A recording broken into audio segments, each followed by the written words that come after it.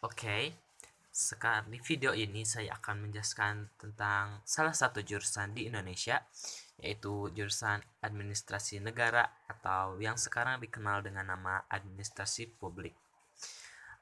Administrasi Publik dalam bahasa Inggrisnya atau Public Administration atau Administrasi Negara adalah suatu bahasan ilmu sosial yang mempelajari tiga elemen paling penting dalam kehidupan bernegara, yaitu meliputi lembaga legislatif, yudikatif, dan eksekutif, serta hal-hal yang berkaitan dengan publik yang meliputi kebijakan publik, manajemen publik, administrasi pembangunan, tujuan negara, dan etika yang mengatur penyelenggara negara. Jurusan ini berganti nama menjadi jurusan administrasi publik, yang sebelumnya adalah administrasi negara. Perubahan nama tersebut kemudian memperluas ranah kajian administrasi yang bukan hanya tentang bagaimana negara atau pemerintah melayani rakyat, namun juga mengkaji bagaimana tinjauan administrasi di dunia bisnis, kemasyarakatan, dan kebijakan publik. Dan untuk mata pelajaran pokok SMA yang mendukung di universitas di jurusan publik ini, yaitu ada bahasa Inggris, dan juga mata pelajaran sekundernya ada bahasa Indonesia. Lalu cabang peminatan atau konsentrasi ilmu administrasi negara yaitu manajemen sektor publik, kebijakan publik, dan keuangan negara. Lalu sekarang saya akan membahas tentang fakta dan mitos yang ada di jurusan administrasi publik ini, yaitu fakta. Saya akan menjelaskan tentang fakta dulu. Nomor 1, lulusan administrasi negara mampu membuat lapangan kerja sendiri, yaitu fakta. Jadi lulusan administrasi negara mampu membuka lapangan kerja sendiri, yaitu dengan membuka jasa konsultan publik. Nomor 2, ilmu administrasi negara belum banyak ditemukan atau dibuka di setiap daerah, yaitu jadi tidak semua universitas di daerah membuka prodi ilmu administrasi negara. Saya menyebutnya administrasi negara aja ya biar enak. Nomor 3, universitas terbaik menghasilkan lulusan terbaik. Fakta, biasanya lulusan alma mater terbaik akan mendapat pekerjaan yang baik karena networking antara alumni dan mahasiswa. Yang keempat ada anak FISIP, tempatnya anak hits, yaitu FISIP memang tempat berkumpulnya cewek-cewek dan cowok hits. Rata-rata memang akan dijumpai di anak-anak hits fakultas ini. Lalu sekarang saya akan membahas tentang mitosnya. Yang pertama, prospek kerja tidak jelas, yaitu mitos.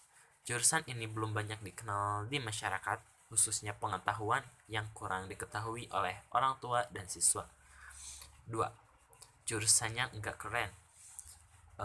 Itu mitos, karena keren enggaknya sebuah jurusan dilihat dari ke personal masing-masing, bagaimana membuat dirinya sendiri keren dengan image yang dibuat, yaitu prestasi akademik maupun non-akademik.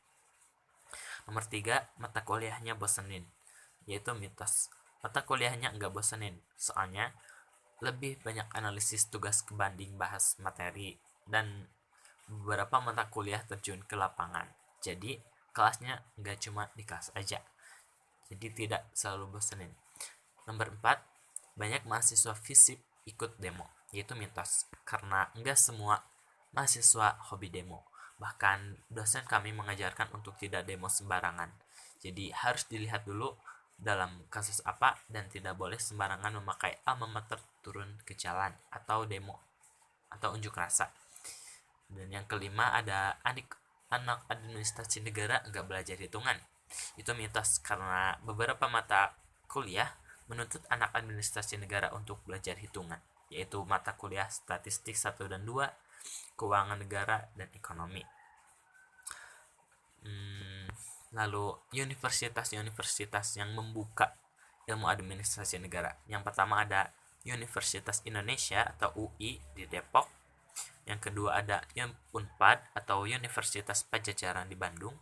Yang ketiga ada Universitas Brawijaya di Malang. Yang keempat ada Universitas Sriwijaya Palembang. Yang kelima ada Universitas Diponegoro di Semarang. Yang keenam ada UGM atau Universitas Gadjah Mada di Yogyakarta. Nomor 7 ada Universitas Airlangga atau di Surabaya. Yang kedelapan ada Universitas Lampung yang ada di Lampung. Dan yang kesembilan ada Universitas Mustopo di Jakarta. Dan yang kesepuluh ada Universitas Parahyangan Bandung. Pekerjaan yang bisa kita dapatkan untuk setelah lulus dari administrasi publik ini, yaitu salah satunya ada konsultan publik, yaitu menyampaikan opini publik, melayani sebagai advokat publik untuk administrator pemerintah, memfasilitasi hubungan media, menjaga hubungan dengan pers lokal, membangun komunitas dan bangsa, serta bekerja sama aktif dalam program pemerintah. Yang kedua juga bisa menjadi dosen, mengajar dan mengabdi kepada negara untuk mencerdaskan generasi muda. Yang ketiga ada birokrat, melayani masyarakat, membantu negara yang dituntut untuk memberikan pelayanan prima. Yang keempat ada banker, yaitu profesi yang bekerja di dunia perbankan atau dunia bank. Yang kelima ada HRD, tempat berkumpulnya manusia-manusia yang bertugas untuk memajukan sumber daya manusia suatu perusahaan. Yang kelima ada sekretaris, yaitu profesi administratif yang bersifat asisten atau mendukung atasan. Yang ketujuh ada caleg, itu orang yang mencalonkan diri sebagai anggota legislatif atau anggota dewan perwakilan rakyat daerah. Yang kedelapan ada PNS, orang yang bekerja di instansi pemerintahan yang mana akan digaji oleh negara. Yang kesembilan ada peneliti atau asisten peneliti, yaitu meneliti fenomena-fenomena yang ditemui dengan melakukan riset untuk memecahkan suatu masalah dari fenomena yang terjadi. Yang ke-10 ada anggota parpol, suatu wadah yang tempat yang ingin menyalurkan aspirasi yang sesuai dengan visi dan misi partai politik. Dan yang terakhir ada quotes dari para alumni administrasi negara, yaitu yang pertama, implementasi sebagai suatu proses dan suatu hasil atau output keberhasilan. Jadi suatu implementasi keberhasilan suatu implementasi kebijakan dapat diukur atau dilihat dari proses dan pencapaian tujuan akhir, yaitu tercapai atau tidaknya tujuan-tujuan yang ingin diraih. Dari Lester dan Stewart. Yang kedua, rencana adalah 20% keberhasilan dan implementasi adalah 60% sisanya. Jadi 20% sisanya adalah bagaimana kita mengendalikan implementasi. Implementasi kebijakan adalah hal yang paling berat karena di sini masalah-masalah yang kadang tidak dijumpai dalam konsep muncul di lapangan. Selain itu, ancaman utama adalah konsistensi implementasi dari Nugroho.